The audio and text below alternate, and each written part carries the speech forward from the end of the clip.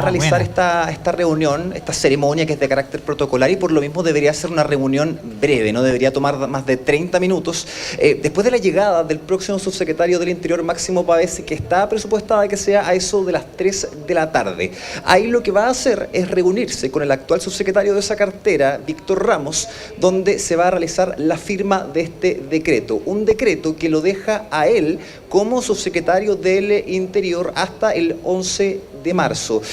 Acá esta firma, lo decíamos, se realiza de manera bastante rápida. Posterior a aquello, el subsecretario del Interior, Víctor Ramos, va a llegar hasta acá, hasta el Patio de los Naranjos, para realizar una declaración que tiene tintes principalmente de realizar una despedida, de agradecer el trabajo de todo su equipo de trabajo, de la subsecretaría y del ministerio, por cierto, para posteriormente salir de este punto, llegar a su oficina nuevamente y ya despedirse de forma ya oficial de sus funcionarios y posteriormente abandonar el Palacio de la Moneda.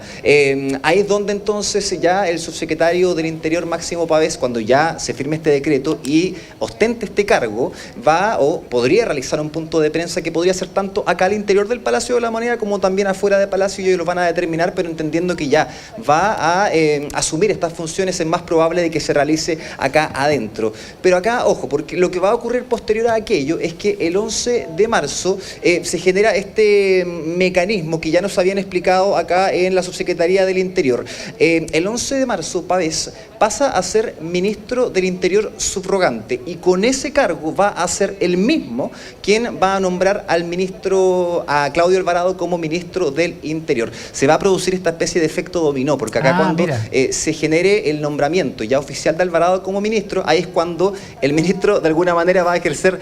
la misma acción, pero en viceversa. El ministro Alvarado entonces va a nombrar al subsecretario Pavés ya precisamente en ese mismo cargo, y ahí es donde todos los ministerios, todas las carteras y subsecretarías proceden ya a asumir todos estos cargos mediante los decretos que se van a firmar durante ese próximo 11 de marzo. Ese es el protocolo, esa es la cronología que se va a generar, Consuelo, Iván, durante estos últimos días, y por eso también es que era tan importante tener conocimiento de cuál va a ser el movimiento que va a realizar el subsecretario del Interior durante esta jornada. Ya apareció durante esta mañana, entra por el sector de calle Moneda, saludando lo que podríamos decir es su último día, porque recordemos que en medio de todos estos cambios de mando que se han realizado, cuando toca generarse esta instancia, son los subsecretarios del Interior los que primero salen de su función. Eso es lo que se ha dado durante todas estas instancias, al menos desde el retorno a la democracia, y no va a ser esta la excepción, y por eso entonces que se ha preparado este punto de prensa que se va a dar a eso de las 3:30 cuando concluya entonces esta reunión allá en el Interior. Te escucho, Iván. De hecho, la primera vez que esto ocurrió fue con Pinochet todavía en la presidencia de la República, porque Belisario Velasco, que era un acérrimo opositor a la dictadura,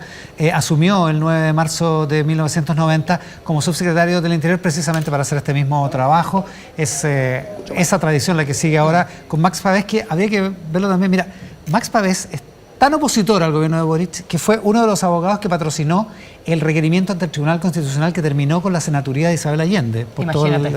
el affair de la casa, de la venta de la casa. Imagínate lo aguda que es la oposición y al mismo tiempo lo razonable que es el traspaso del poder en un país como Chile, que es una cuestión que hay que atesorar, porque puede ser esa misma persona el próximo subsecretario de Interior, o sea, el que va a ser a asumir un rato más y que va a ser durante 2 días subsecretario de Boric. Es increíble, la verdad, si uno lo ve como desde ese punto de vista. ¿Qué otras actividades, Sebastián, tiene el presidente Boric en la tarde? Tengo entendido que había una actividad con el memorial de los detenidos desaparecidos en el cementerio. Una cosa en el cementerio general. En la mañana tuvo el cierre del programa habitacional de emergencia con el ministro Carlos Montes, le hizo un gran homenaje al ministro de Vivienda, después lo del Ejército, y en la noche, bueno, ya vamos a volver sobre eso, va a hablar con don Francisco. Sí. ¿En qué consiste lo del memorial en el cementerio general de Santiago, Seba?